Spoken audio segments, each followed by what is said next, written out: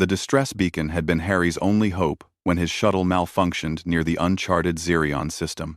He hadn't expected rescue to come so quickly. And he certainly hadn't expected it to come from a species he'd never encountered before. The airlock hissed open, and Harry stumbled into the alien vessel, his emergency suit torn and barely functional.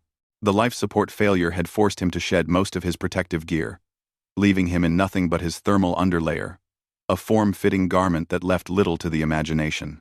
"Thank God," Harry gasped, steadying himself against the wall. He froze. Standing before him were a dozen figures, each no taller than his knee. They were humanoid in shape, with iridescent skin that shimmered between violet and silver. Their large, multifaceted eyes fixed on him with an intensity that made his skin crawl. They wore elaborate armor that seemed both ceremonial and functional, bristling with tiny weapons and devices. The one in front, presumably the captain, stepped forward.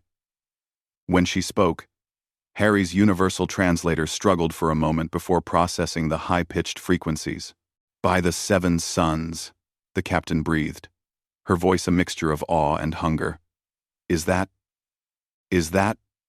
what I think it is? A human," another whispered reverently. "An actual human." Harry raised his hands in what he hoped was a peaceful gesture. "Yes, I'm human. My name is Harry Chen, pilot of the—" "Seize him!" the captain commanded. Before Harry could react, the tiny aliens swarmed.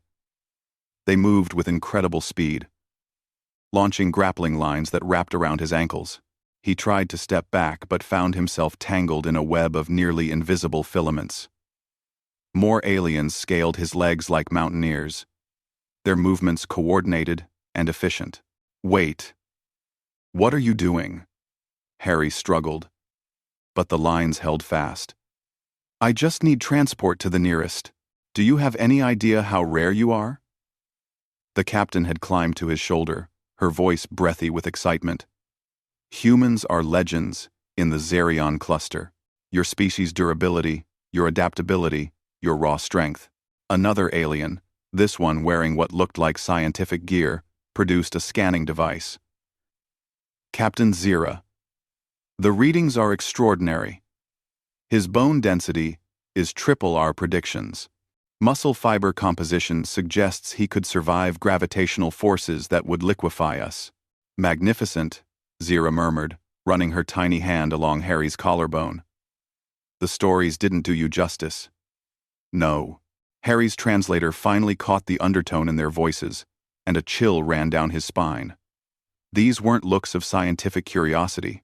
These were looks of appetite. "You're not going to eat me, are you?" he asked, hating how his voice cracked. Zira laughed, a sound like wind chimes. "Eat you? No, human. We're civilized. We're going to preserve you, add you to our collection. There are 3 wealthy families in the core systems who would pay entire planetary fortunes for a living human specimen. I'm not a specimen. I'm a person worth more than this entire ship," the scientist added helpfully. Harry's mind raced.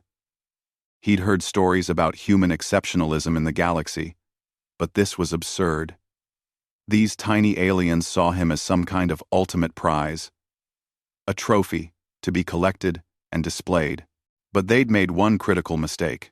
They'd underestimated just how exceptional humans could be. Harry took a deep breath, feeling his muscles tense. The aliens had secured his lower body, but his arms were still relatively free. He'd been going easy on them, afraid of hurting such small beings. But if they wanted to see what made humans special, he flexed. The grappling lines snapped like threads.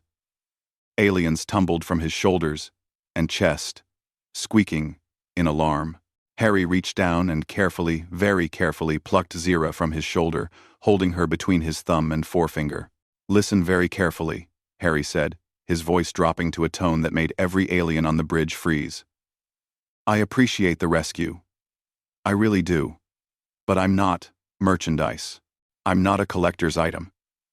I'm a pilot who needs to get home."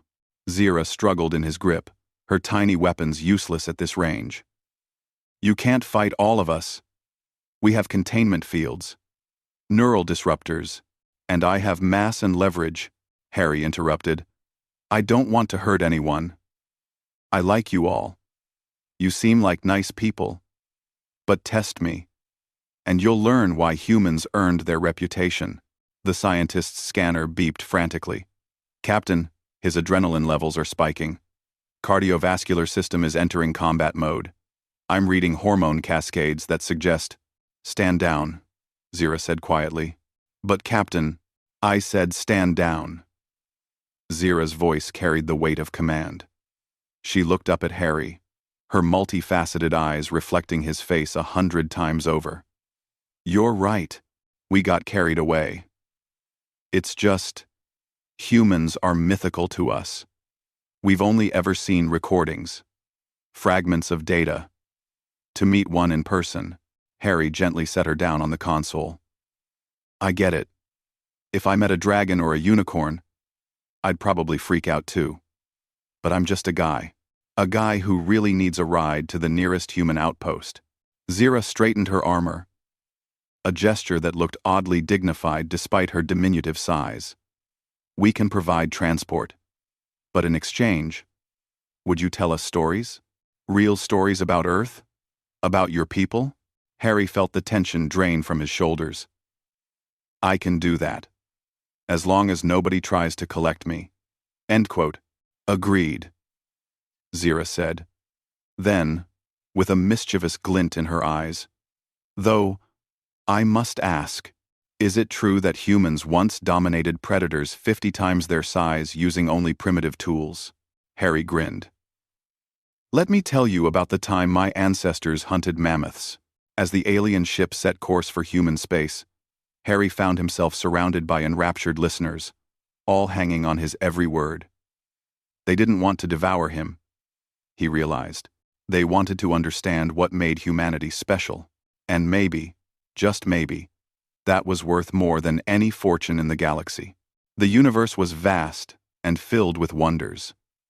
But sometimes, the most extraordinary thing was simply being human, and finding others who could appreciate that, no matter how small they were.